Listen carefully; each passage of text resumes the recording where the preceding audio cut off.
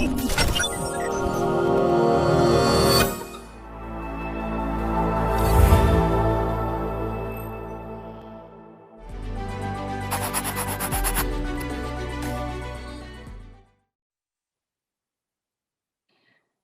buenos días. Bienvenidos todos en este domingo de verano con sabor a cultura. Para la Cámara de Empresarios Panameña Venezolana, CEPAVEN, es un placer iniciar sus actividades este año con una actividad como Hablemos de Arte. CEPAVEN cree y apuesta firmemente por la cultura como un eje transversal en la economía de Panamá. A continuación, le damos la bienvenida a nuestro presidente Orlando Soto para que dé las palabras inaugurales. Adelante, Orlando. Gracias, Lucía. Feliz domingo tengan todos. Ciertamente este es un día muy especial. Estamos iniciando nuestras actividades, como siempre comprometidos con nuestra comunidad empresarial, que a pesar de los tiempos que estamos viviendo, cada vez más entusiasmados, porque creemos que a través de nuestra plataforma gremial estamos abriendo espacios y oportunidades para que la gente continúe haciendo su labor, para que la gente siga produciendo, generando riqueza y bienestar. Nosotros en el día de hoy estamos realmente contentos, realmente orgullosos, porque vamos a hablar hoy de arte. El arte y la cultura son los vehículos para precisamente los vehículos para educar, los vehículos para reingeniar, para tocar la imaginación y la creatividad. Y hoy es un orgullo para mí tener a Gabriel Cruz Díez, que no solamente es director de CEPAVEN, sino es director de Marion Gallery y representa a una de nuestras empresas que debemos decir orgullosamente que es el legado del maestro Carlos Cruz Díez, ahora representado por nuevas generaciones que ven el arte desde otra perspectiva. Están apoyando nuevos artistas, están inclusive industrializando el arte, tratando de que esta maravilla de la creatividad y la imaginación de un ser humano pueda llegar a todos los rincones, pueda llegar a todo el mundo.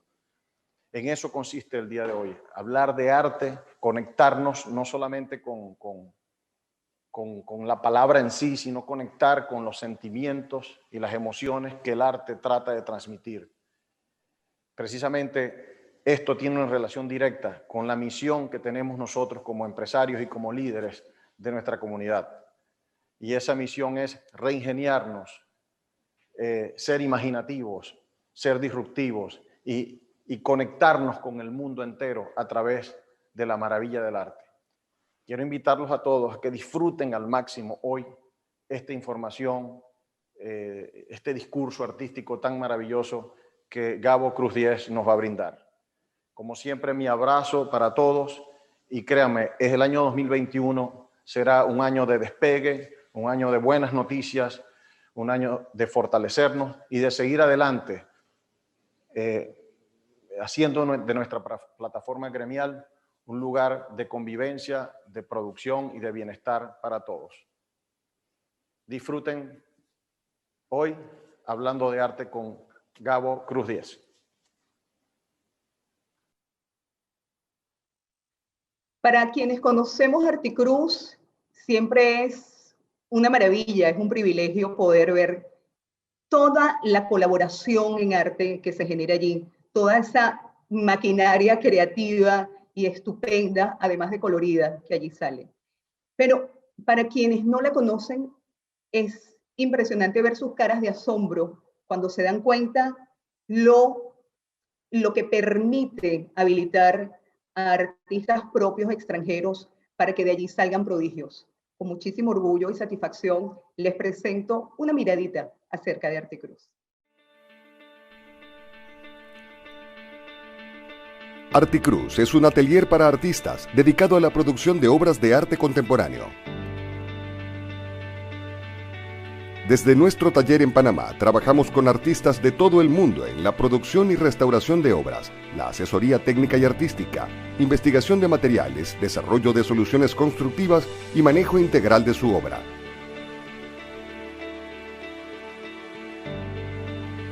le ofrecemos al artista un lugar para desarrollar su investigación plástica, con instalaciones de primer nivel y la experticia de un equipo calificado para el trabajo en el mundo del arte.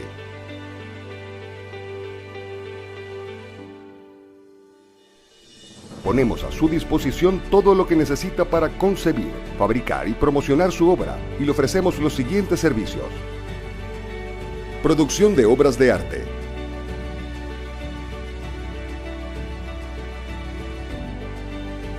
impresión de fotografías y obras gráficas, restauración,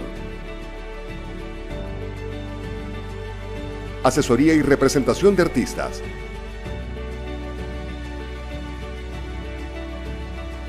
producción audiovisual, unidad editorial, centro de documentación,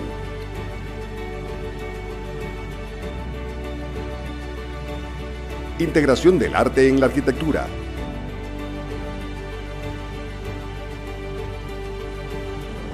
hemos desarrollado grandes proyectos de integración del arte en la arquitectura, como la del artista panameño Cisco Merel en el lobby de la Torre Centenario en Costa del Este, la cromovela del maestro Cruz 10 en la fase 3 de la cinta costera y su cromoestructura para la fachada del edificio Kellex Plaza.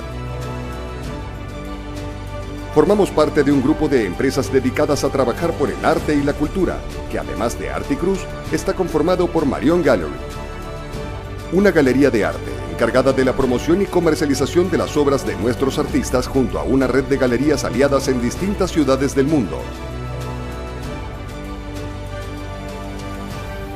Y Chromia Design Store, una tienda de objetos de diseño cuyo protagonista es el color y que ofrece a sus clientes productos de reconocidos diseñadores internacionales y obras de arte de pequeño formato producidas en nuestro taller.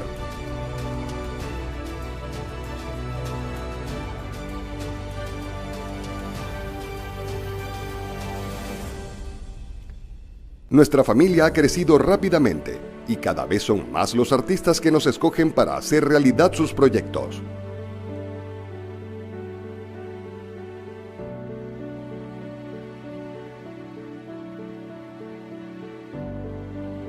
Articruz. Hacemos que el arte suceda.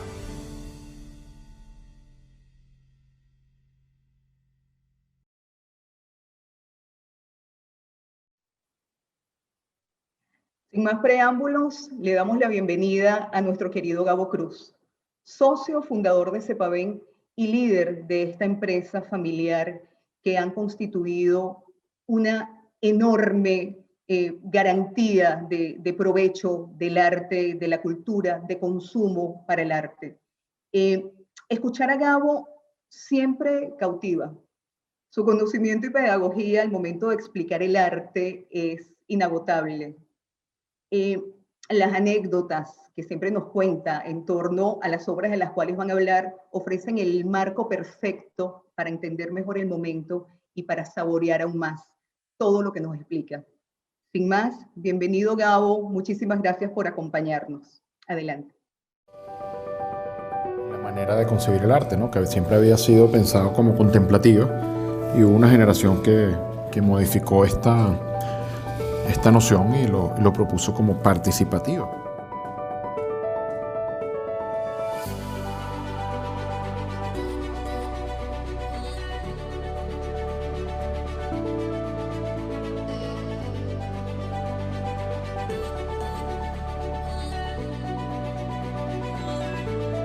Para hacer un dibujo y poner en cuestión, ya no solamente una obra buena. ¿Y qué tal ese cuadro que montaste en tu casa? Y el cuadro está definiendo su forma geométrica y después te dicen, digamos que en esa síntesis llegamos a la obra del abuelo, que él entendió que esto es para decir algo.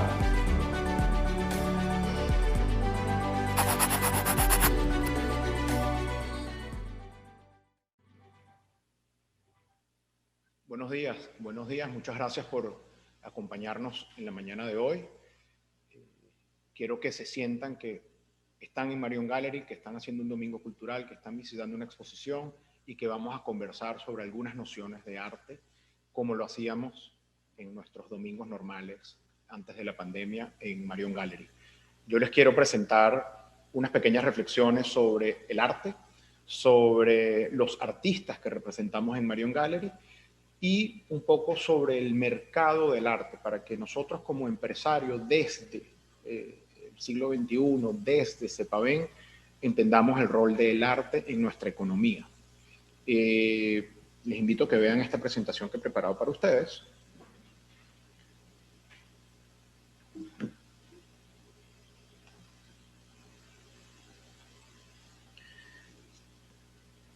Vamos a hablar no desde lo que nos enseñaron en el colegio. En el colegio nos enseñaron algo muy básico. Usted va por un museo, pone las manos atrás, pone cara de que está entendiendo y pasa para la próxima obra. Nos dijeron que el arte era contemplativo. Y sí, es verdad, es contemplativo. Sin la contemplación hubiese sido imposible analizar esta obra de Frangélico o esta obra de Velázquez. En este caso, podemos entender, gracias a la contemplación, que esta es una de las primeras obras donde se entiende la perspectiva, las profundidades. Las obras no se representaban con tal profundidad. Se entienden la relevancia de las columnas, todo la profundidad que nos da este cuarto del fondo, la ventana, esta escena de Anunciación de San Marcos, desde la contemplación nos permitía decodificar una cantidad de información y de datos que estaban pasando en aquella época alrededor de 1450. O, por ejemplo, desde la contemplación es que pudimos ver esta obra de Velázquez, que particularmente era una de las favoritas del abuelo. Podríamos sacar las hipótesis de los personajes que están ahí, de esos 11 personajes, esa enana alemana que es parte de los bufones de la corte, la composición en 3 planos. Imagínense, desde la contemplación nosotros pudimos ver que Velázquez, el autor, está mirando al espectador. Es un cambio de paradigma gigante. Imagínense una obra de arte que está hecha de adentro hacia afuera. A mí me sorprende muchísimo. Y es verdad, desde esta noción, el arte era contemplativo. Sin embargo, hablándolo desde el presente, el arte también puede ser participativo. Y esa es una de las maravillas de nuestra época y de nuestros artistas. Ellos entendieron que el arte, como podemos verlo en este video, el arte también puede ser participativo. Ellos entendieron nuestra época, entendieron, así como los empresarios que entienden su época, o esas cámaras que entienden las necesidades de sus agremiados, ellos entendieron que la participación era fundamental en la nueva lectura del arte. Fíjense cómo solo con la interacción es que se mueve esa obra. Solo cuando uno manipula esas 3 planchas de colores es que comienzan a cambiar de saturación, da un grisáceo, los 3 colores puede dar hasta blanco y negro. Ellos entendieron que la participación era de nuestra época. ¿Que no es del 2020? No, esto se entendió hace 70 años, cuando los artistas europeos comenzaron a hacer obras manipulables, ambientaciones sensoriales, propusieron una cantidad de obras donde dejabas de contemplar y comenzabas a participar. Nosotros lo entendemos perfectamente en esta época porque nosotros somos una generación interactiva. Cambió la terminología de participativo a interactivo y por eso es que a nosotros nos parece esto más obvio, pero es un cambio de paradigma bien importante. Esta obra de Felipe Pantone es una de las obras que está en Marion Gallery actualmente expuesta. También nos dijeron que el arte era una aventura solitaria. Nosotros teníamos, el artista es una persona que hace una introspección de su vida, consigue una cantidad de cosas que decir y después sale y las representa a través de su obra. Entonces era una aventura solitaria, pero también puede ser colaborativa. No colaborativa solo desde su ejecución, como hacían, por ejemplo, los artistas flamencos.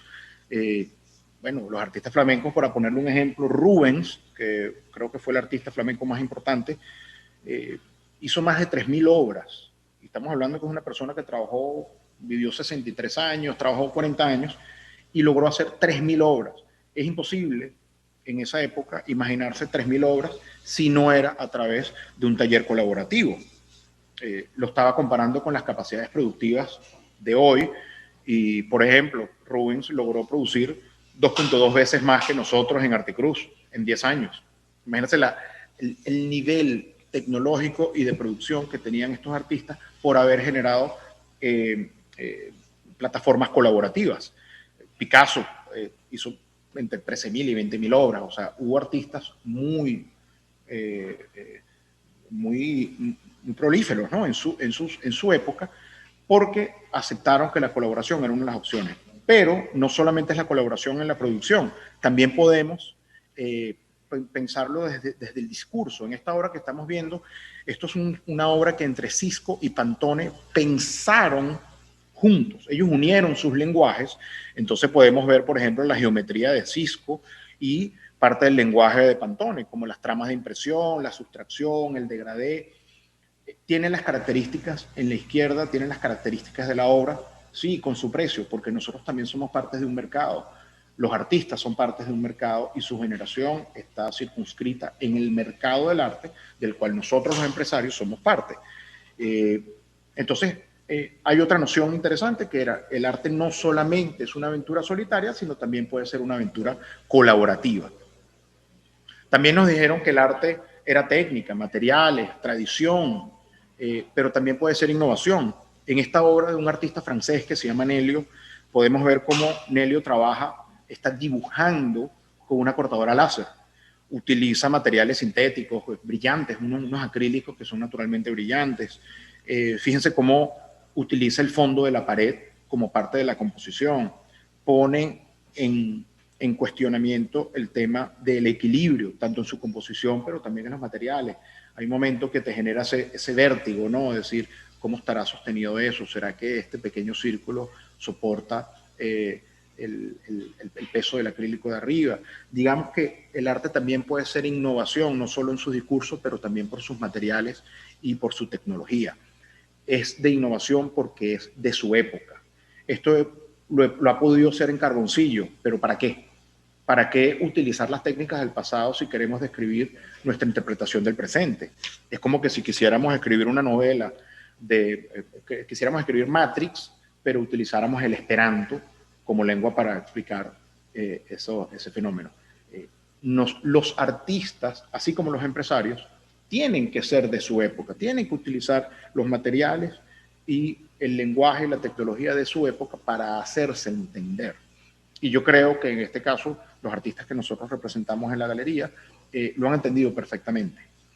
Nos dijeron que el arte era descriptivo y se adaptaba a las convenciones de su época. Digamos que nos dijeron que un cuadro tenía que ser un cuadrado. O sea, que un cuadro, cuando nosotros hablamos de un cuadro, de una obra de arte, eso es un ejercicio descriptivo. Hay una anécdota muy linda del maestro Soto que presentaba sobre el cuadro y decía, bueno, todos los cuadros son abstractos desde su naturaleza, porque es una redundancia.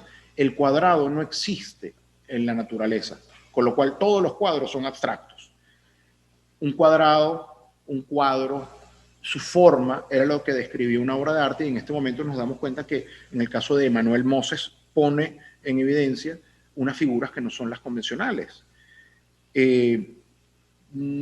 La legislación panameña, inclusive, en estos momentos usted dice que obra de arte es aquello que tenga un marco. Y entonces, ¿y esto qué es? ¿Dónde metemos a un artista del presente si la legislación todavía está contemplando el marco?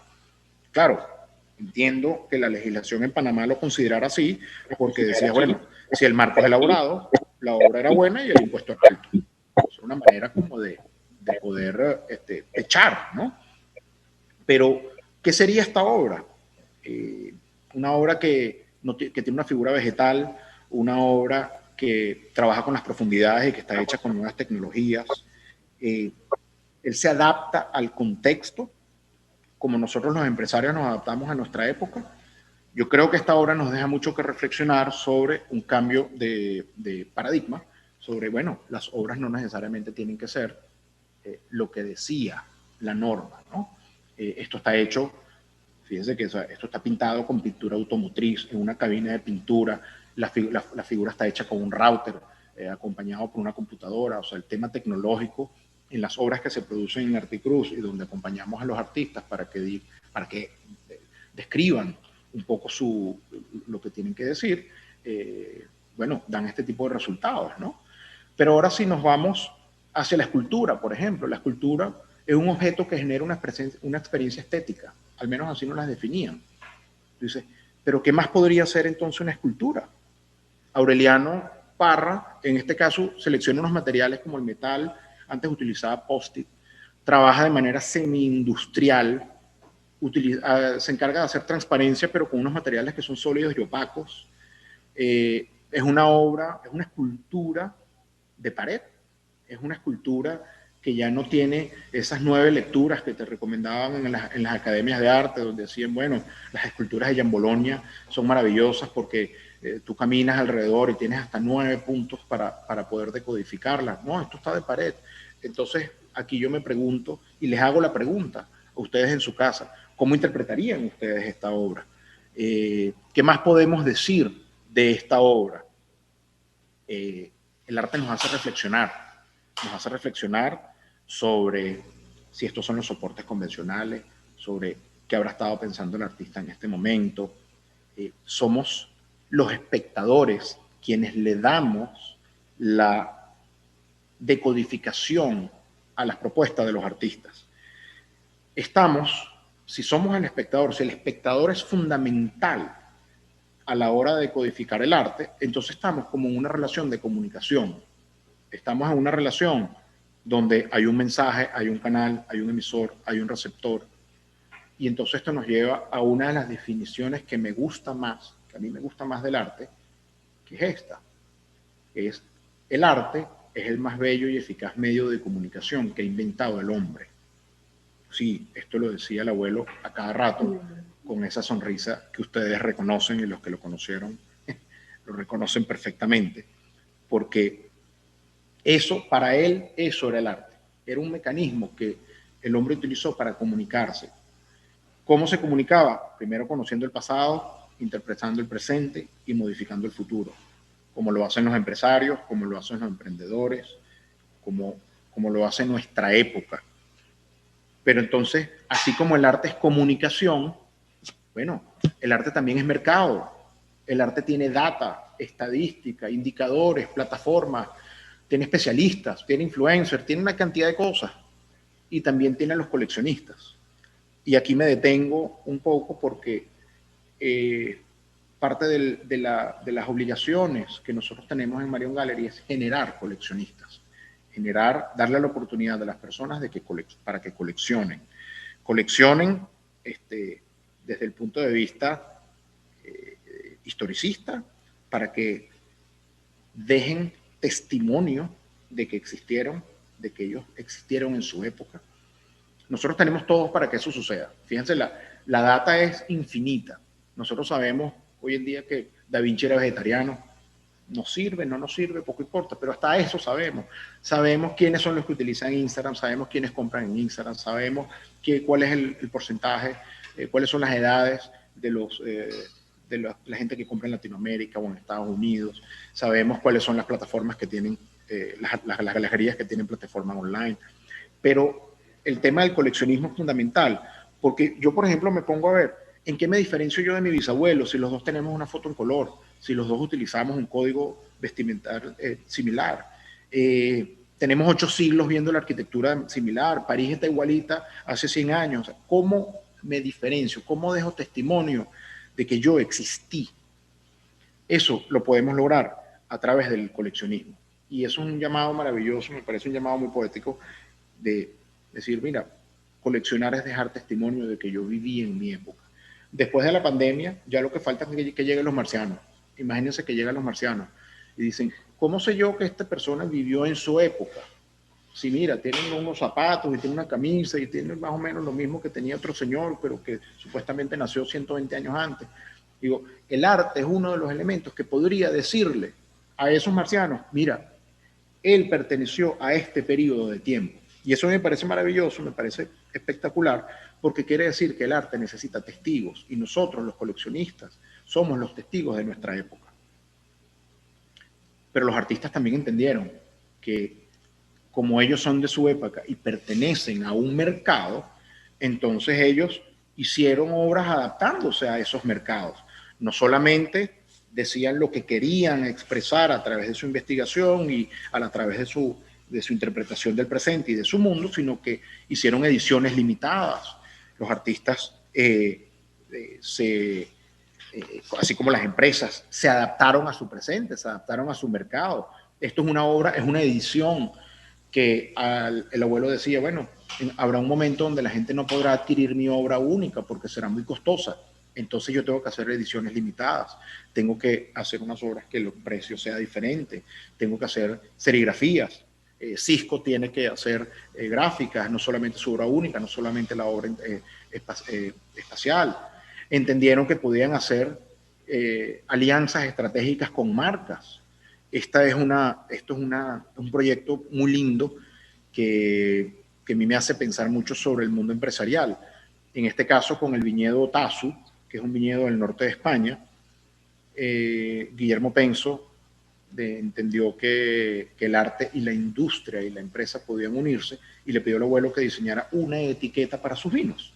Y el abuelo le decía, pero ¿por qué si el vino cambia todos los años, la etiqueta siempre tiene que ser igual? ¿Por qué no hacemos una etiqueta que se modifique con el pasar de los años? Y este proyecto particularmente cada año habrá una permutación diferente para la etiqueta y para la caja. En la foto que ven arriba a la derecha hay como un gran triángulo hecho de pequeños triángulos que son las etiquetas. Entonces, en el vino del 2013 tiene esta armonía. La tapa de esa caja es la que uno va a coleccionar y va a ir generando una obra diferente a la del otro coleccionista porque tiene millones de permutaciones. Entonces, es muy lindo porque en ese momento el abuelo, como empresario, entendió que su obra trasciende su existencia. Imagínase como empresarios hacer un proyecto que trasciende su existencia. Es fundar una empresa que venderá sus productos dentro de 35 años.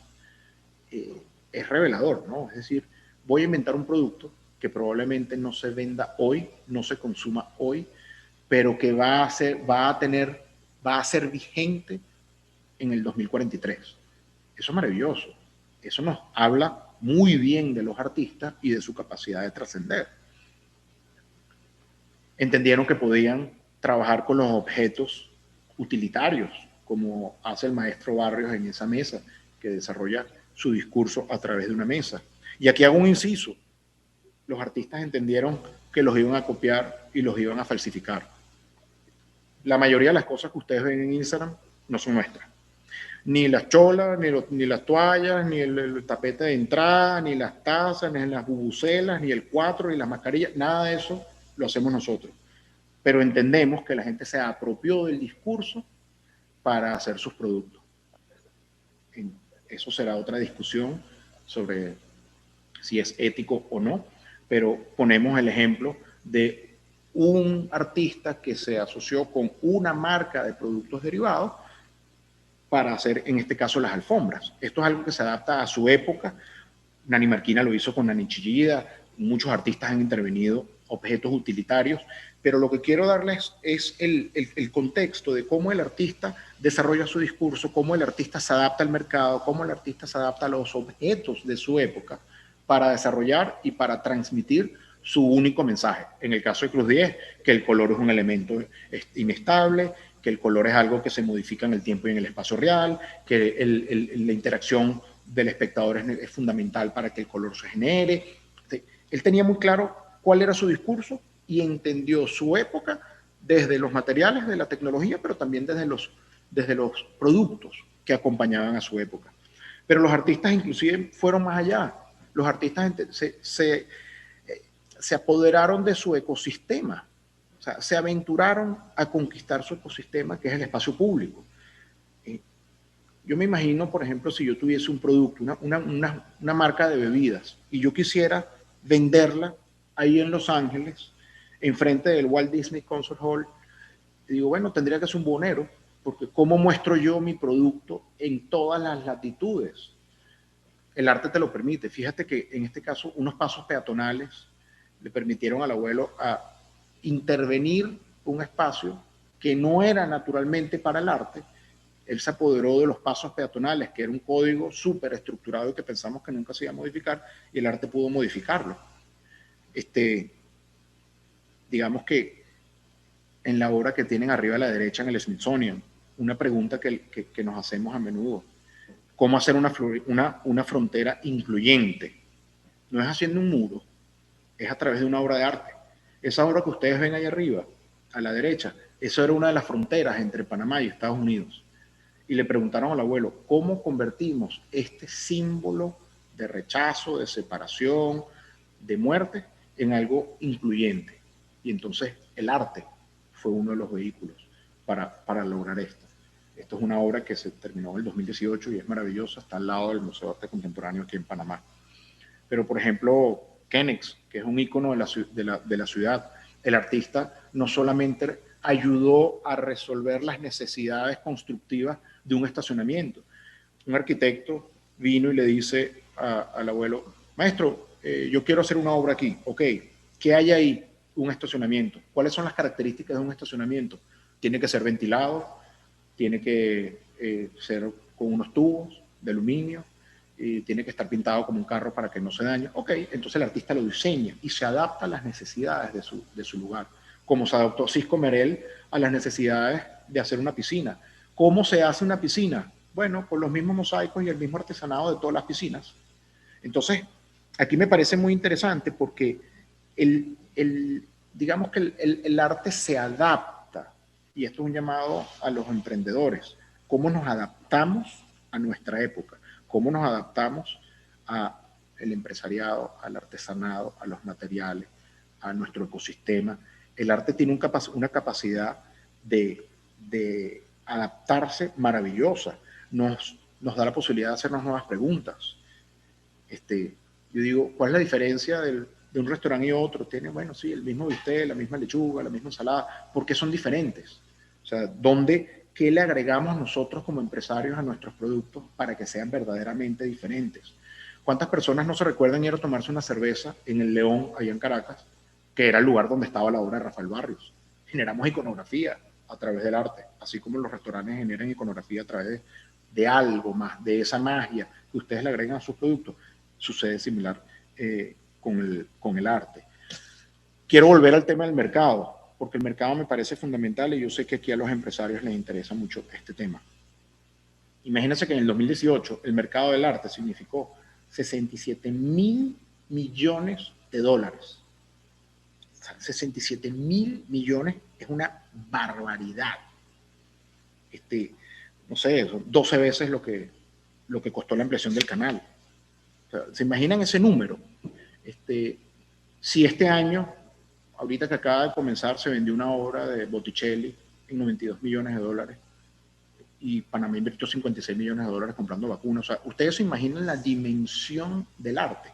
Pero no solamente es el dinero que se mueve alrededor del arte, sino fíjense que en el 2019 se generaron 3 millones de empleos directos a través con el arte.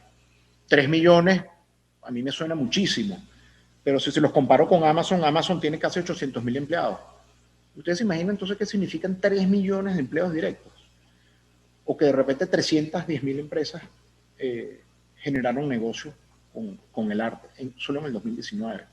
Entonces dices, hey, ¿qué significa entonces el negocio del arte en la actualidad? Es un número gigantesco, pero además lo tenemos súper bien definido. Sabemos quiénes son los actores fundamentales en este negocio del arte. Sabemos que, por ejemplo, Estados Unidos, Reino Unido y China se llevan, bueno, gran parte de este negocio. Pero ¿y estos no son los socios naturales de Panamá? ¿Acaso, y como dice el grupo corporativo Pérez, que es una empresa que tiene más de 60 años en el mercado panameño, dice que en el 2018 los mayores receptores de la importación panameña fueran China y Estados Unidos? Oye, qué casualidad que son dos de los actores principales en el mercado del arte. ¿Será que nosotros tenemos una oportunidad privilegiada en Panamá? ¿Será que el arte debe ser considerado como parte de la economía de este país? Les dejo esa pregunta. ¿Ustedes se han preguntado? ¿O es que acaso nosotros pensábamos que el arte era un cuadro guindado a la pared? ¿O es que acaso nosotros dijimos, vamos a comprar una obra para ayudar a este artista que, bueno, está comenzando y debe estar, ¿sabes? Ahí. No, mira, somos parte de una economía. O sea, el negocio del arte es parte fundamental de una economía, es parte fundamental de la economía del planeta y mueve, según estos datos, muchísimo más de lo que nosotros esperábamos. Yo estoy seguro que si nosotros hacemos una pregunta ahorita a la audiencia y decimos, mire, ¿cuánto genera el sector marítimo? ¿Cuánto genera el sector hidroeléctrico? Mira, ¿y de qué tan grande es el negocio de la importación y la exportación en Panamá? Bueno, si aquí la importación panameña fueron 6.300 millones de dólares y estamos hablando que, bueno, que el arte movió 10 veces más, ¿será que nosotros estamos tomando en serio este negocio? ¿Será que Panamá ha tomado conciencia de la importancia de la cultura, el arte y sus actores? ¿Quiénes son sus actores? Las galerías, los museos, los artistas, los promotores culturales, el Ministerio de Cultura. Entonces, yo los quiero dejar con una pregunta, y es, amigos empresarios, ¿y si tomamos este negocio en serio? Y abro el debate, abro las preguntas para que ustedes, desde el mundo del empresariado, desde el ojo de los empresarios, me digan si en este momento el arte no está así.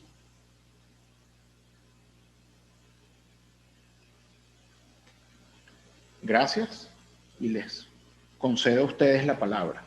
Les concedo a ustedes la posibilidad de hacerse las preguntas, de hacernos las preguntas, no solamente a mí, sino a CEPAMEN. Les concedo la posibilidad de que ustedes, después de estas reflexiones que van sobre cómo nos enseñaron a definir el arte, qué fue lo que nos dijeron del arte.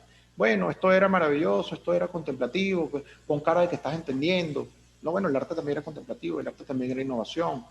A ver, les dejo esa pregunta abierta. Al igual que la música, esto me emociona demasiado. Y conectar esto con nuestra realidad empresarial, dijiste unas palabras claves y fundamentales: participación, colaboración, ruptura, que es disruptivo, y innovación. Y los testigos. El testigo significa que somos todos. O sea, el mundo empresarial es que todos estamos vinculados al mundo empresarial. Quien no entienda el mundo empresarial realmente no ha entendido el mundo. El mundo depende de la creatividad y de la imaginación. Y esa creatividad e imaginación, cuando la pones al servicio de los demás, es decir, al servicio del testigo, se convierte en un negocio.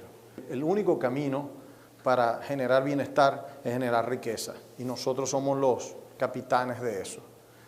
Muchísimas gracias por este momento. Y a todos nuestros agremiados los vamos a traer cuando nos lo permita la ley, para que escuchen esta maravilla que escuchamos hoy. De verdad que sí. Gabo, siempre es un deleite escucharte. Muchísimas gracias.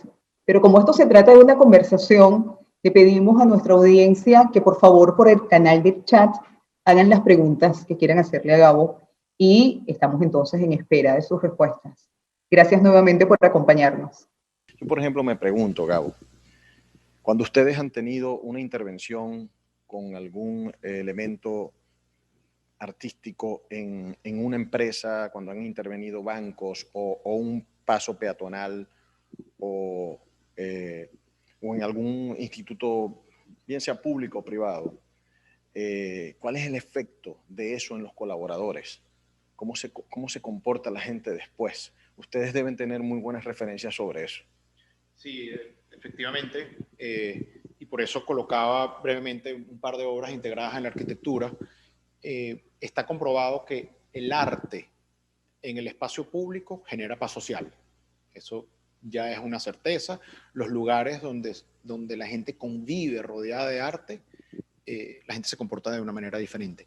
Y en la empresa sucede lo mismo, porque la gente, el empleado o el transeúnte considera que fue tomado en consideración. Y yo creo que eso es maravilloso. El abuelo me contaba una anécdota, que cuando hicieron Guri, decían, bueno, nosotros queremos hacer una central hidroeléctrica maravillosa que le dé electricidad a Venezuela y a parte de Brasil, pero la única manera de que consideren que nosotros éramos verdaderamente de avanzada era colocándole una obra de arte. Y por eso afuera colocaron la obra de Otero, adentro en la central hidroeléctrica hay obra del abuelo. Decía, la única manera que nos recuerden como una civilización de avanzada era a través del arte. Dice, qué maravilla, ¿no? Qué poético. Porque dices, bueno, consideraron al arte. Pero claro, venimos de una ciudad, en el caso de Caracas, y de un país en el sentido amplio que es Venezuela. Caracas, que es una ciudad pequeña, tiene más de 400 obras integradas al espacio público. ¿Te imaginas que son más de 400? Yo me imagino que ni Nueva York tiene más de 400 obras integradas al espacio público. Entonces dice, bueno, claro, las preguntas que hacen a menudo, dice, bueno, ¿y qué tal la relación en estos países de la región con el tema del arte y el consumo de cultura?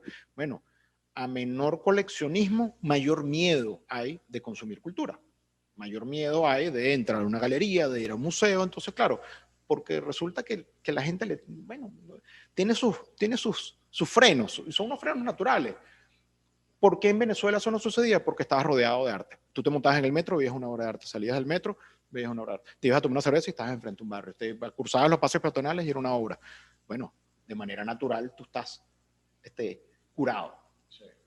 Y eso es lo que hemos intentado hacer en Panamá con nuestras intervenciones públicas, con las intervenciones que hacemos de Arte Cruz, precisamente para que la gente se le quite ese miedo, rompan esas barreras naturales para consumir cultura, y entonces el resto del sector se vea beneficiado. Claro. Panamá no puede surgir en el mundo del arte con un museo.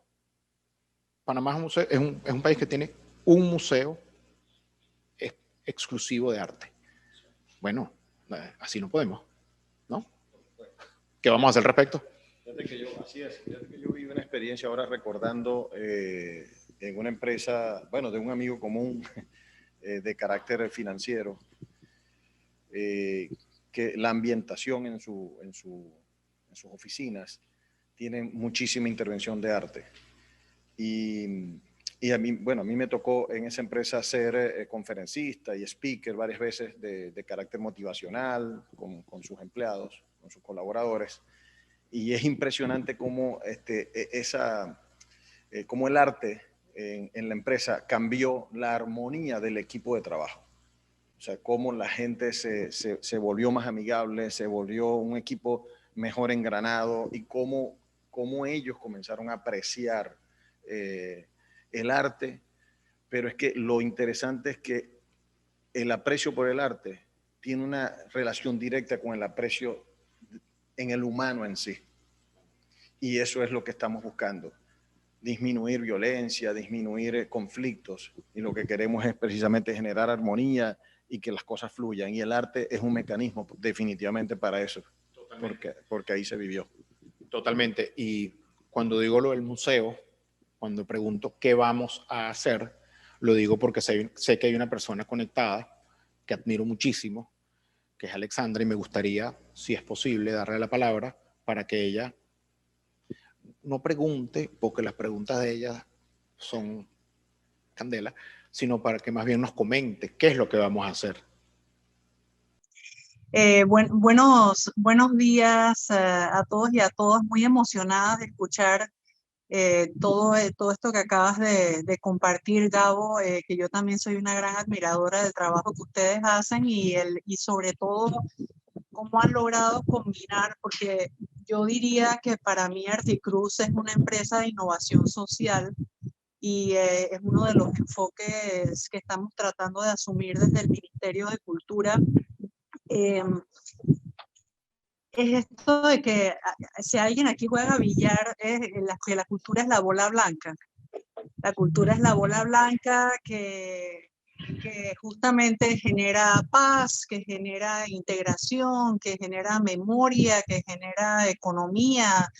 Y yo creo que además en este contexto del COVID se ha hecho como más que evidente las relaciones entre cultura, arte y salud mental, porque hemos estado todos como agarrándonos de algo que nos recuerde lo que es ser humano y lo que es estar en comunidad, y no hay nada que logre más eso que el arte. Así que yo creo que que el camino es por allá y que estamos en una época en que hay que darle un giro de 180 grados a la mirada que hay sobre el arte y la cultura.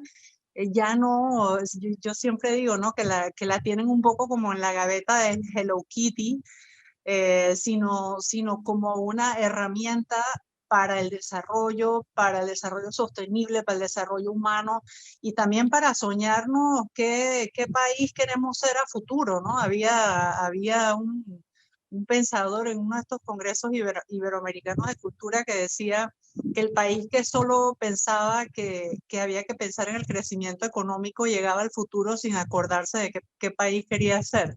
Es decir, es el gran reto cómo no perder la humanidad, cómo aportar a la economía y saber que la cultura y el arte es en las épocas de grandes crisis de materia prima, es el lugar en donde la materia prima es inagotable, que es la creatividad del ser humano. Y quisiera solamente, bueno, invitarlos a que, porque tenemos una línea de trabajo muy fuerte de economía creativa en el Ministerio de Cultura de Panamá. Su directora es una bomba, una doer, como dicen, se llama Maru Galvez, que también viene mucho de las áreas de turismo cultural y de esa relación como entre cultura y turismo. E invitarlos el sábado que viene, y que nosotros hemos invitado, y también te invito, Gabo, a participar, que estamos como tratando de iniciar un trabajo de que se entienda entre el mundo de la RC y esa RC, la responsabilidad social empresarial, pensada desde el desarrollo humano, desde los objetivos de desarrollo sostenible, o sea, no la cultura desde el mecenazgo y el patrocinio tradicional, sino el arte como un elemento que puede ayudar a los objetivos de desarrollo que también están incorporando las empresas, el mundo empresarial. Así que vamos a tener un conversatorio el sábado que viene. Yo le pasé el arte a Lucía, porque Lucía es una de las invitadas, para seguir hablando de esto, porque tenemos que hacer una sensibilización, por un lado, hacia el sector empresarial, para que el sector empresarial entienda la cultura como una herramienta para el desarrollo, y no la parte esa del Hello Kitty que estábamos diciendo. Y también para el sector cultural, que entienda cuál es su rol dentro de las prioridades que tiene el mundo corporativo en términos de RC. Y pues otra parte también desde el sector público, porque esto va a ser una conversación de carácter regional, va a ser una conversación auspiciada por el SEC-SICA de Centroamérica, y es decir, cómo entre todos tres cuerpos de actores, empresas, estados y sociedad civil, se empieza a entender que tenemos que colaborar más juntos dentro del tema de arte, cultura y el sector privado y el desarrollo sostenible. Así que perdón por tomarme la palabra, pero sí quería contarles y invitarles el sábado que viene, que ya le paso a Lucía la información. Me parece bellísimo. Te agradezco que participes, porque resulta que esto lo estamos haciendo desde una cámara de empresarios panameña venezolana, porque precisamente nosotros desde el mundo de la empresa entendemos la importancia de la cultura. Entonces, queremos dar el ejemplo que nosotros, empresarios, agremiados, confiamos en la cultura, y también queremos decirle a las instituciones de la cual tú haces parte que cuenten con nosotros, que cuenten con nosotros como sector privado. Y por eso un poco la breve presentación era haciendo esa similitud entre el artista y el emprendedor, el artista y el empresario, el negocio del arte y el negocio de un país. Tenemos tantas similitudes que tal vez estábamos poniendo al artista de un lado porque considerábamos que, bueno, vale, tú sabes que ese es el loquito de la familia. Es que nos quisieron convencer de que, tú eres artista, bueno, tú vas a terminar en una guardilla, solo, tuberculoso y loco, y pobre. Bueno, pero ¿y entonces cómo que pobre si esta gente está generando 64.000 millones de dólares? No, desde ahí es donde se está sacando una cantidad de dinero que se está moviendo en esta época, y el Estado tiene que ser parte de este negocio. La cultura no es un gasto, es una inversión social, pero también es una inversión comercial interesantísima. Imagínate, Alex, que siempre lo hemos hablado, una legislación favorable para que Panamá sea un lugar libre de impuestos para las artes, un hub de las artes, y que las colecciones que están dando vuelta por ahí se alojen en Panamá y nosotros desarrollemos entonces el negocio de storage de arte, de transporte de arte, de seguro de arte, de empresas de arte, y que además entonces nutramos los museos con esas obras. Es un negocio maravilloso, como fue el negocio de las empresas SEM en Panamá. Es como, no, vénganse para acá y entonces nosotros no pagas impuestos, pero tú me estás generando una cantidad de beneficios. Bueno, te tendemos la mano, Alexandra, y te agradezco que nos las devuelvas también, que tú estés interesada en participar en estas propuestas que nosotros tenemos desde CEPAVEN.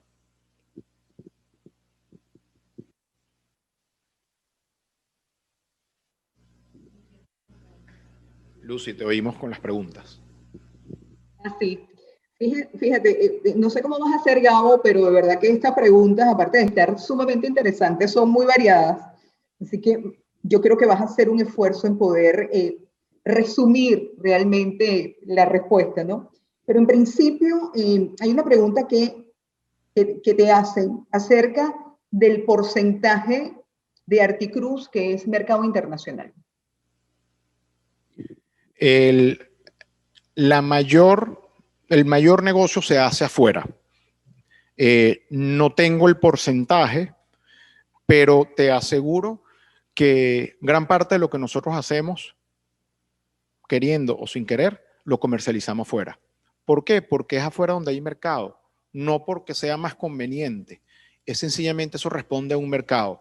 Cuando te piden, quiero hacer una exposición maravillosa en un museo. Ok, ¿cuáles son las características del museo?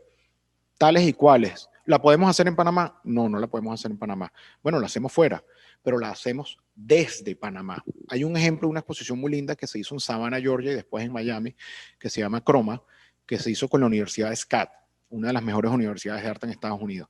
Toda esa obra se produjo aquí en Articruz, en Panamá, con mano de obra panameña, se llevó a Estados Unidos y ganó el premio de la mejor exposición del año para una revista de diseño en Nueva York. ¿Por qué se exporta? Bueno, porque tenemos la calidad para que eso sea exportable, porque en otras latitudes reciben esta calidad como impecable, pero bueno, y porque allá están las plataformas para mostrar el arte. Aquí en Panamá todavía no hay ese mercado. Y no hay ese mercado por algo que comentaba hace un rato. A menores instituciones culturales, mayor es el miedo de consumir cultura. Y consumir cultura, como se entiende en estas latitudes, es comprar un cuadro. Bueno, resulta que no. Hoy estamos consumiendo cultura. Costo cero. Consumir cultura es esto, es ir a una galería, es pasearse por un museo, no es comprar. Entonces, en la medida que podamos modificar esas nociones de qué es lo que significa consumir cultura, podríamos mejorar la estabilidad económica cultural de Panamá y entonces generar un mercado para que las cosas que hagamos en Articruz se vendan aquí. Fíjate que es curioso. No solamente es el impacto positivo de consumir cultura, sino que una obra de arte puede revalorizarse muchísimo, pero muchísimo más, 2, 4, 5 veces más de lo que te costó. Y ahora yo pensando como mente de empresario, y eso no te va a ocurrir con un apartamento, no te va a ocurrir con un terreno, ni la casa. Es decir, el arte, inclusive hasta como negocio, como para resguardar patrimonio, es mucho mejor que inclusive comprar un apartamento. Totalmente. Como estamos entre empresarios, yo vendía, que todavía estoy joven, yo vendía obras en 63.000 que hoy valen 200.000. Eso es un gran negocio. Y los invito a que ustedes sean parte de este negocio. Claro. Como es un gran negocio, vender agua, y bueno, la gente que tiene empresas de agua es un gran negocio, está bien. sea, pero el arte también genera estos grandes negocios. Cuénteme, Lucy. Sí, bueno, quería comentarles a toda nuestra audiencia que, al igual que todos nuestros eventos, esto va a quedar grabado en el YouTube de CEPAVEN. Ahora viene una pregunta bien interesante, que está acompañada de un comentario, Gabo. Dice, jamás se había visto el arte como un negocio lucrativo. Estamos en una nueva época de inclusión e innovación. ¿Existe o han pensado en alguna fundación sin fines de lucro en la cual se enseñe todas las ramas de arte, ya que no todos tienen esa posibilidad? A ver, el negocio siempre existió. Cuando veía lo de Rubens, que produjo más de 3.000 obras, él generó un mercado. Porque cuando tú haces un taller colaborativo para que muchas personas trabajen ahí, entonces Rubens traía a Bruegel y a Tenier y con ellos producían una cantidad de obras y él era diplomático, entonces él mismo iba a promocionar su obra. Ahí existía el negocio. Y bueno, y el negocio ha existido siempre. Pero es verdad, ahorita estamos en otra etapa del negocio, ya somos parte de una economía, ya tenemos data, ya sabemos, bueno, cuánto representa el arte en el mundo. Es verdad, somos parte de un negocio. ¿Cómo se enseña? Bueno, mira, hay que reestructurar una cantidad de instituciones, comenzando por las escuelas de arte. Los artistas no están saliendo de las escuelas de arte, salen de las escuelas de arquitectura, de diseño, de ingeniería, porque la escuela de arte nos enseñó, como decía una de las primeras láminas, que bueno, el arte es contemplativo. No, bueno, ya va, pero es que puede ser muchas cosas más. Bueno, pero es que el arte es carboncillo y lienzos. No, pero también puede ser acrílico cortado con láser. Entonces, tenemos que refundar una cantidad de instituciones, refundarlas. A ver, tenemos que mejorarlas, tenemos que hacerle entender a los profesores de arte que, bueno, que hay una cantidad de útiles nuevos y que eso también es válido, porque lo importante era el discurso, no el artesanado. Y esa es la gran diferencia entre un artista y un artesano. En cuanto a la fundación, nosotros tenemos una fundación en Estados Unidos que, aunque el abuelo vivió muchísimos años en Francia le prohibieron hacer la fundación porque no estaba adaptado para las fundaciones sin fines de lucro. Y le dijeron, lo hacen en Estados Unidos. Latinoamérica no tiene la seguridad jurídica y Europa no tiene la filantropía. Se hace en Estados Unidos. ¿A que nos gustaría tener una fundación aquí en Panamá? Sí, sí. Pero la realidad es que con la demanda que nosotros teníamos con el abuelo, no nos daba tiempo ni de tener vida. Entonces, espero que en un futuro podamos hacer una fundación donde podamos transmitir parte de estos conocimientos para que nuevas generaciones lo utilicen. Pero yo creo que, mira, ir a la galería ya es parte de esa enseñanza. Hoy estamos hablando de una cantidad de cosas que podrían ser un punto de partida para esta persona que hizo la pregunta. Espero. Sí. Por allí preguntan también, arte y negocio. Como negocio parece muy interesante el hecho de usar la analítica, porque el hecho se trata de conocer a los clientes en el arte. ¿Cómo se complementa la tecnología y el arte y cómo es tu experiencia en ese sentido? El tema tecnológico es fascinante, como todas las estadísticas. Por ejemplo, el año pasado, en pandemia, nosotros estuvimos utilizando los resultados que veníamos recuperando de los años anteriores, que era algo tan básico como conoce a tu cliente. Tú dices, ¿quién vino a la galería? ¿En qué se interesaba? Entonces comienzas a utilizar las tecnologías del mercadeo. Tenías un CRM que dice, bueno, esta persona vino, le interesó tales y cuales artistas, me dijo que él tenía tal cosa. Entonces, esa data, nosotros comenzamos a utilizarla, a decodificarla y a generar estrategias que nos permitieran llegar a ese coleccionista a través de útiles tecnológicos. Pero también teníamos algo que se llama Machine Learning. Entonces, eso es un software que te permite analizar los patrones de comportamiento de las personas en redes sociales. Entonces tú dices, da miedo, pero las redes, hay maneras de analizar qué es lo que te gusta, en qué mercado estás tú, qué podrías estar tú viendo que te interesa. O sea, y eso está a la disposición de las personas que estamos en este negocio. Yo sé que, por ejemplo, República Dominicana es un gran mercado para los artistas que nosotros representamos, porque ahí esa tecnología determinó una cantidad de patrones y de likes o de búsquedas que tienen que ver con nuestro producto. en el sentido comercial más burdo. Nosotros sabemos dónde se toma la cerveza más fría y dónde le gusta más consumir pollo. Bueno, en el arte también. El arte, nosotros utilizamos la data y la analítica para llegar a poder, para satisfacer las necesidades del consumidor. Que es más poético, que no se busca solo la rentabilidad y que parte de nuestra estrategia era cumplir con la responsabilidad filantrópica. Sí, nosotros no solo vendemos. El 90% de nuestro público son personas que van a consumir cultura y van a la galería a cambiar las ideas. Para ellos son un público y nosotros tenemos un producto para esa gente. Son unos live, son publicaciones, son videos, son newsletters, son recomendaciones. Bueno, eso es parte del mercado. Por otro lado, bueno, si tenemos el coleccionista, conseguimos, por ejemplo, como la gente estaba pasando mucho tiempo en casa, la data nos decía que la gente estaba pasando tiempo en casa y dijimos, ¿sabes qué? Vamos a ver qué podría necesitar la gente en su casa. Entonces le decía, Orlando, cuéntame cómo te está yendo, cómo está tu casa, mándame fotos de tu casa, que yo te puedo hacer un montaje a través de los útiles tecnológicos para adaptar unas obras para tu colección. Y al mismo tiempo sabía qué es lo que estabas coleccionando y cómo podría complementarme. Todo eso es tecnología y todo eso ya no es futuro, es presente. Es presente, ¿no? Y la maravilla y la gran ventaja de la tecnología es que podemos llegar masivamente a todos los hogares y a todo el mundo, ¿no? El otro día vendimos en Dubái y en Singapur. Y dices, oye, ¿ellos habrán venido alguna vez a Panamá? No, Panamá fue hasta allá. Y eso es maravilloso. Y lo que me entusiasma y lo que me anima es que el arte y la cultura puede llegar ahora de manera más rápida y más masiva a través de estas plataformas, ¿no? De allí que estemos hoy aquí. Exacto. Hablando de arte. Gabo, y esto es un comentario que está muy cerca de mi corazón por todo lo que implica.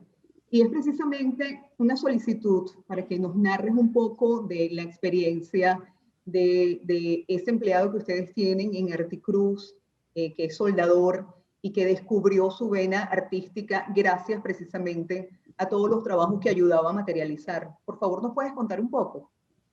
Sí, sabes que a menudo nos preguntan, sobre todo en Panamá, ¿qué tal les va con la gente que trabaja con ustedes? ¿Cómo ha sido el proceso de reclutamiento? ¿Cómo ha sido el tema del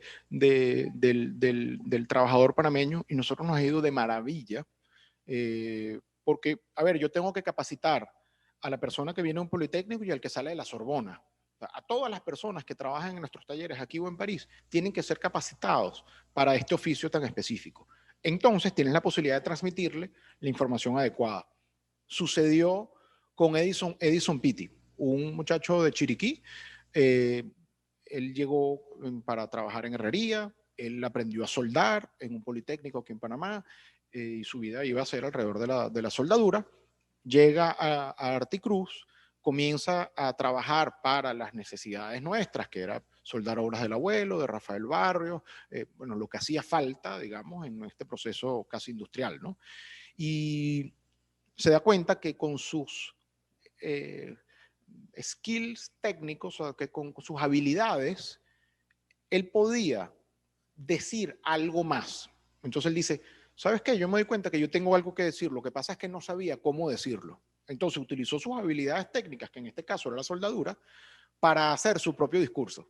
Entonces él comenzó a producir su obra, que son unos cubos soldados entre ellos que están como flotando, y dice, qué belleza, porque el ejemplo que damos es, tú comienzas a trabajar en Zara vendiendo camisas y pantalones y no terminas siendo diseñador. Tú puedes comenzar a trabajar en Articruz y podrías terminar siendo artista.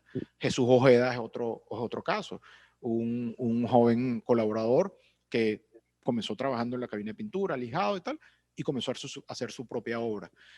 A mí me parece bellísimo, no lo inventamos nosotros, ya dijimos el ejemplo de Rubens cuando los flamencos en el barroco, ya dijimos el taller del abuelo en París era así. Por ahí pasaron todos los artistas que nosotros reconocemos hoy en Venezuela, pasaron por el taller de una u otra manera. De hecho, yo le decía al maestro Soto, maestro, yo quiero trabajar con usted en su taller para aprender. No, hijo, no pierdas tu tiempo. Trabaja con tu abuelo porque él es el que forma a los artistas que después vienen a trabajar conmigo. Él sí sabe enseñar. Y eso es una cualidad, digamos. No todos los artistas, no todos los talleres y no todas las empresas saben transmitir el conocimiento. En este caso sí hemos podido transmitirlo y esa es la razón por la cual han salido nuevos artistas desde nuestros espacios. Qué maravilla. Otra pregunta, Gabo, y comentario también. Gracias por reforzar que el arte no es cajonero. Nos permite evolucionar y ver más allá, a todos, de lo que usualmente nos enseñan a considerar arte. ¿Qué debe considerar un artista emergente al momento de abordar Articruz, por ejemplo? ¿Y cuáles son sus criterios para elegirlo a que se apoye en su evolución? Gracias por esa pregunta. Cualquier artista, vaya a trabajar en Articruz o en Factum en Madrid, o con Jeff Koons en Nueva York, o en el taller maravilloso que está en Australia, cualquier artista debe primero entender su época, o sea, conocer el pasado, analizar el pasado, utilizarlo como punto de partida para entonces utilizarlo en el presente y modificar el futuro. No hay artista bueno que desconozca el pasado. Eso es para mí una regla de oro. No tiene sentido llegar a pintar hoy en día el Guernica o mira, es que yo pinto como Picasso. Pero es que ¿para qué? Picasso lo que estaba pintando era lo que conocía, no lo que veía. Ahí ya hubo un cambio de paradigma y listo, ya cumplió con su época. El abuelo estaba proponiendo una modificación de un color físico, no químico. La historia de la pintura era la transposición de la realidad, era agregar un color químico sobre la superficie. El abuelo lo propone químico sobre la superficie, el abuelo lo propone físico. Bueno, esa fue su época. De nada sirve, bueno, yo ahora voy a hacer no sé, el canal de Panamá con la técnica Cruz 10. No, es que eso no es del presente. Eso ya pasó. O sea, los artistas tienen que estar circunscritos a su época, a su presente, para entonces poder modificar el futuro, como los empresarios. Dice, bueno, no, mira, es que sabes que yo voy a montar una fábrica de carretas. Padre, pero ven acá, ¿cómo para qué? ¿No? Entonces, en el caso del taller Articruz, una de las características de los artistas que trabajan ahí es que tienen que tener su discurso medianamente establecido, ya desarrollado, pero la producción tiene que ser delegable. Yo no puedo ayudar a un retratista a pintar, porque la característica del retratista es que su mano es la que tiene esa facilidad para recrear una imagen. Yo puedo ayudar a un artista que tenga los conceptos, que los maneje perfectamente y los pueda delegar. Decía en una entrevista un colaborador alemán del abuelo que maestro es aquel que sabe hacer todo lo que pide, no que pide lo que no sabe hacer. Entonces, en el caso del taller han llegado maestros o pequeños maestros o maestros en desarrollo que dicen, yo hago mi obra así, estos son los elementos fundamentales de mi obra, ¿qué me proponen? Entonces yo le digo, mira, te propongo material, técnicas de impresión, técnicas de corte, que yo te ayude a este proceso artesanal mientras tú te dedicas a generar las ideas y los conceptos que son verdaderamente importantes.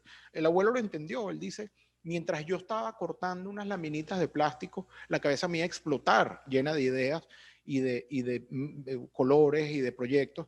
No, entonces delegué que alguien cortara eso por mí, que era mi abuela, y después fue mi tío, mi tía, mi papá, después nosotros, otros artistas. O sea, la manufactura no era trascendental. Entonces, los artistas del presente, considero yo, que deben tener claro eso, que la manufactura no es lo primordial para que una obra sea sólida y relevante.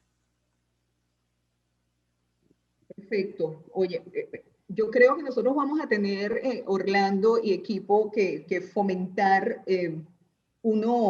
hablemos de arte de manera regular, porque de verdad que las preguntas son estupendas y el interés que se ha generado ha sido maravilloso. Tengo dos preguntas en una, y es, ¿qué hizo que la familia Cruz seleccionara Panamá como el nicho para establecer Articruz? Y al mismo tiempo, ¿qué consideras tiene Panamá que atraiga la inversión en el arte? Mira, yo, aunque la decisión no fue mía, estoy hablando en nombre de mis padres, que fueron quienes efectivamente decidieron venir a Panamá. Yo, mientras más lo pienso, creo que Panamá los eligió a ellos, ¿no? Panamá en ese momento entendió la importancia de tener negocios, personas, empresas que potenciaran el país. Entonces generó una cantidad de beneficios, bueno, que valían la pena. En el caso de mis padres, ya no podían producir la obra del abuelo desde Venezuela con las mismas características y calidad técnica que teníamos en París. Entonces comenzaron a buscar posibilidades en la región. Bueno, cuando te volteas a la región, ¿quién te necesita? O sea, nadie estaba con un cartel diciendo, mira, yo necesito gente para que se venga para mi país. Eso no existe. En ese momento, Panamá decía, mira, si usted viene y usted tiene algo que aportar y algo que invertir, nosotros podemos colaborar y le podemos dar legalidad, podemos reconocer su inversión y le podemos dar un espacio para que usted haga su negocio. Y las sonrisas son gratis, como dice Orlando. Exacto. Entonces, eso pasó hace 13 años, que mis padres decidieron Panamá como un lugar por su conectividad, por su ubicación geográfica, por sus características. O sea, Panamá se parece mucho a lo que ellos vivieron en Venezuela. Entonces se sintieron cómodos porque, aunque nosotros no lo aplicamos, el trabajo es un complemento de la vida, ¿no? Entonces aquí se vive bien. Y mis padres decían, nosotros vivimos bien en Panamá y eso ya es un gran lugar para estar a hacer nuestros negocios. Pero claro, cuando llegabas y tenías beneficios bancarios para la inversión, cuando llegabas y nos decían que habían galeras disponibles para montar un taller, cuando le hablabas a un proveedor de Estados Unidos que decía, yo necesito policarbonato o aluminio calibrado, te dice, sí, cómo no, está a un vuelo de distancia o lo mando por barco, eso ayuda muchísimo. Entonces la ubicación geográfica de Panamá es muy atractiva, el régimen fiscal de Panamá es muy atractivo para el negocio del arte. Y yo creo que eso, que Panamá nos eligió a nosotros. Si tú vas a Colombia, Colombia no te daba esos beneficios. Estados Unidos te daba unos beneficios, pero en otra liga, ¿no? O sea, llegar a Estados Unidos requería una inversión gigantesca para poder montar operación allá. Entonces, yo creo que Panamá nos eligió a nosotros y con el pasar del tiempo, bueno, nos hemos retribuido. Yo sí siento que Articruz y Marion Gallery ha hecho muchísimo en el país, ha hecho muchísimo por el país y eso es un llamado que yo siempre le hago a la gente. Estamos en igualdad de posiciones. Yo doy, yo recibo, yo exijo, yo otorgo. Yo creo que esa es la verdadera manera como nosotros nos tenemos que ver. Los empresarios panameños se tienen que ver así, desde la igualdad. Y creo que es una de las razones por las cuales hicimos esta cámara, para vernos desde la igualdad con el Estado y con los panameños. Estupendo. Qué buena esa respuesta, Gabo. Porque hay un comentario, dice, me ha parecido muy interesante el enfoque arte, cultura, business y salud mental que se menciona. También considerar el emprendimiento como una oportunidad en el arte. Ustedes han sido admirables como poco a poco han colocado obras del maestro. Bravo. Excelente iniciativa. ¿Habrá más conversatorios de este tipo?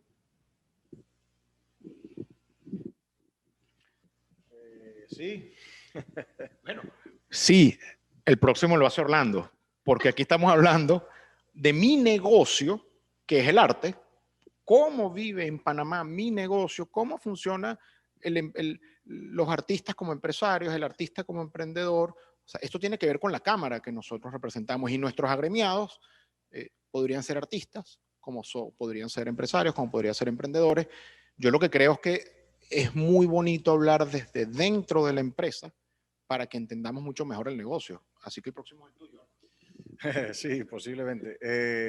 Pero sí, vamos a seguir haciendo estas cosas. Por favor, digan ustedes, nuestros agremiados y los que nos están viendo y escuchando hoy, efectivamente apoyen este tipo de eventos, digan que lo quieren, que quieren que continuemos. Así va a seguir siendo. Creo que es importantísimo mostrar las venas, lo que llevamos dentro. Eso significa mostrar la sangre que llevamos dentro. Y la sangre que llevamos es realmente la sangre de emprendedor. Gabo lo dijo, Panamá representó hace 13 años para muchos de nuestras familias venezolanas, representó un lugar maravilloso para vivir, para conseguir un poco de paz. Y la paz tiene que ver con seguridad jurídica y seguridad personal. Y eso lo conseguimos acá en Panamá. Panamá en este momento tiene muchos retos y nosotros queremos en CEPAVEN ser parte de la solución. ayudar y colaborar a que se logren los objetivos, a que logremos pasar de donde estamos al primer mundo. Creo que Panamá merece eso y sus ciudadanos, entendiendo la palabra ciudadanos como todos los que nacieron aquí y los que no, todos nos merecemos un país mejor. Y creo que hacer este tipo de eventos y tener este tipo de conversatorios es importantísimo para que todos y cada uno de ustedes tengan en sus mentes cuáles son los enfoques que debemos mantenernos. Con toda seguridad vamos a seguir conversando, no solamente de arte, quizás más adelante conversemos de música y lo que tiene que ver la música con el emprendimiento y de otras manifestaciones culturales y empresariales, por supuesto. Así que aquí estaremos con todos ustedes y aquí seguirá CEPAVEN siendo la plataforma para encontrarnos, para que esta comunidad panameña venezolana se encuentre. Gracias de verdad a Gabo por tanta información, por darnos esta gota refrescante de arte y cultura. Lucía, ¿quién más tenemos por ahí? Bueno, se nos agotaron las preguntas, estupendos comentarios y le volvemos a repetir que al igual que todos nuestros eventos, por favor ubiquen esta conversación en nuestro canal de YouTube de CEPAVEN. Igualmente les pedimos que contacten a CEPAVEN a través de www.cepaven.com o info@cepaven.com. Muchísimas gracias por ser nuestra compañía de este domingo. Gracias a toda esta audiencia que busca noticias edificantes y que busca momentos para compensar todos estos retos que hemos vivido. Y gracias nuevamente, Gabo, por esta mañana tan refrescante, tan llena de promesas de futuro. Esperamos se cristalicen pronto. Un gran abrazo a todos. Feliz domingo.